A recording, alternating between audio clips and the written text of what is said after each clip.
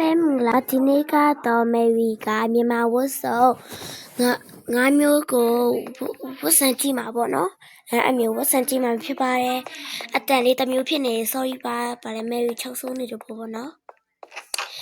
ကဲအဲ့တော့မြန်မာဝတ်စုံတစ်ထည့်ကိုအရင်စောင်းဝင်ကြည့်ကြလိုက်ရအောင်ပထမတာလေးကတော့ပထမဝတ်စုံလေးပဲဖြစ်ပါတယ်။အိုးဒီဝတ်စုံလေးကလှနေရောပဲ။နောက်တစ်ထည့်လေးချုပ်ဖို့ကြည့်အောင်မယ်။ဒါလေးကတော့နောက်ထပ်တစ်စုံပဲဖြစ်ပါတယ်။ဒီတစ်စုံလေးကတော့ငါနည်းနည်းပိုကြိုက်တယ်ထင်တယ်။နောက်ထပ်တစ်စုံထပ်လဲလိုက်မယ်လေ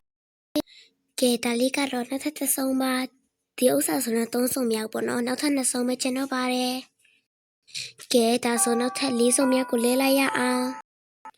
ကဲဒါလေးကတော့4စုံမြောက်ပဲဖြစ်ပါတယ်ဒီဥစ္စာလေးကအပန်းရောင်လေးနဲ့အပြလေးပေါ့နော်ဒီဥစ္စာလေးက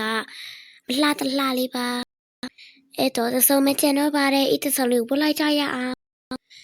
ကဲဒီဥစ္စာလေးကနောက်ထပ်တစ်စုံလေးပေါ့နော်ဒီဥစ္စာဆို5စုံပြည့်သွားပါပြီဒီအဝတ်ဆောင်5မျိုးထဲမှာဘာလဲဒီ Mary ရဲ့ fan တွေကဘယ်ဝတ်ဆောင်လေးကိုကြိုက်လဲပေါ့နော်အဲ့ဟာလေးကိုနိုင်ခဲ့ပေးပါအောင် Mary ကဒီပထမဝတ်ဆောင်နဲ့ဒီအနောက်ဆုံးဝတ်ဆောင်ကိုကြိုက်ပါရဲ့